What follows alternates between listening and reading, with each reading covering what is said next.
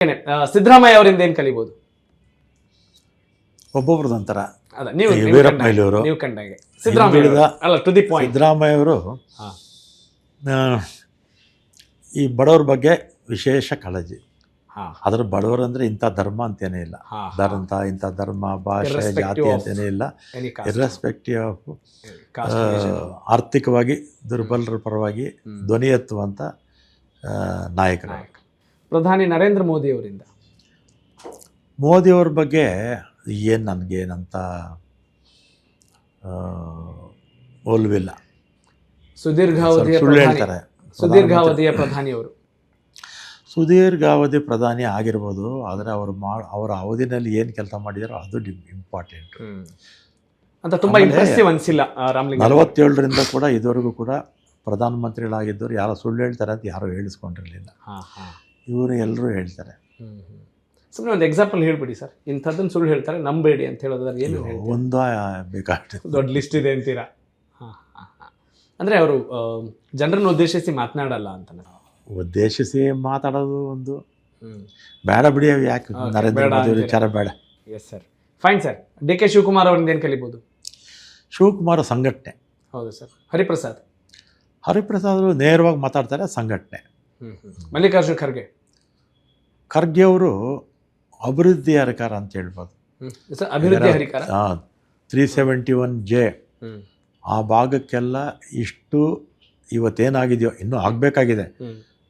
ಆಮೇಲೆ ಅವರು ನೀವು ಒಂದೊಂದು ಕೂಡ ಗುಲ್ಬರ್ಗಾದಲ್ಲಿ ಮಾನ್ಯುಮೆಂಟ್ಸ್ ಇದ್ದಂಗೆ ಅವರು ಕಟ್ಟಿರ್ತಕ್ಕಂಥದ್ದು. ಮೆಡಿಕಲ್ ಕಾಲೇಜ್ ನೋಡ್ಬೇಕು ನೀವು. ಅದೇ ರೀತಿ ಅವರು ಬುದ್ಧ ವಿಹಾರ ಮಾಡಿದ್ದಾರೆ. ಆಮೇಲೆ ಪೊಲೀಸು ಇದು ಮಾಡಿದ್ದಾರೆ, ಪೊಲೀಸು ಟ್ರೈನಿಂಗ್ ಮಾಡಿದ್ದಾರೆ. ಆ ಥರ ಪ್ರತಿಯೊಂದು, ಒಂದು ಜಿಲ್ಲಾ ಪಂಚಾಯತ್ ಆಫೀಸ್ ಇರ್ಬೋದು ಅಥವಾ DC ಆಫೀಸ್ ಇರ್ಬೋದು, ಪ್ರತಿಯೊಂದು ಚೆನ್ನಾಗಿ ಮಾಡಿದ್ದಾರೆ. ಓಕೆ.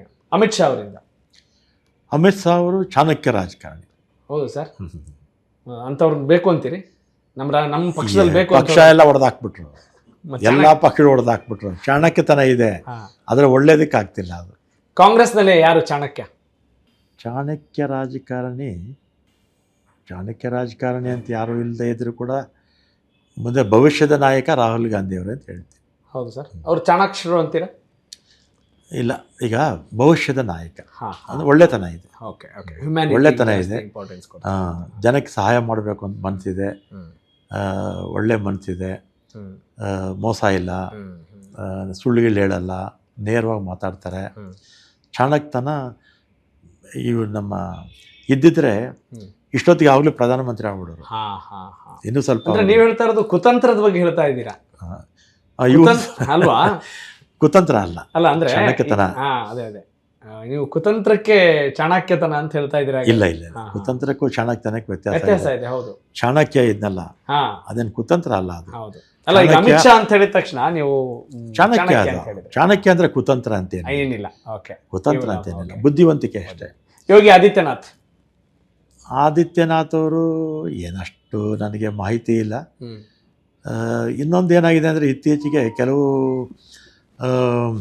ನಾವು ಮಾಧ್ಯಮದಲ್ಲಿ ಓದ್ತೀವಿ, ಅಲ್ಲಿ ಪ್ರಾಕ್ಟಿಕಲ್ ಆಗಿ ಏನು ನಡೀತಾ ಇದೆ ಏನೋ ನಮಗೆ ಗೊತ್ತಿರಲ್ಲ.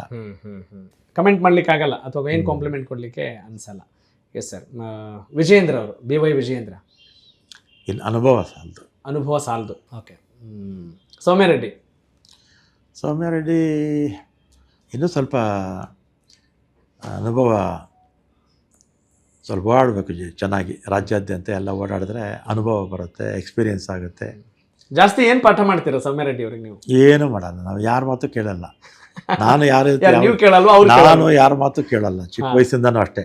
ನನ್ನ ನೇಚರೇ ಅವಳಿಗೂ ಬಂದ್ಬಿಟ್ಟಿದೆ.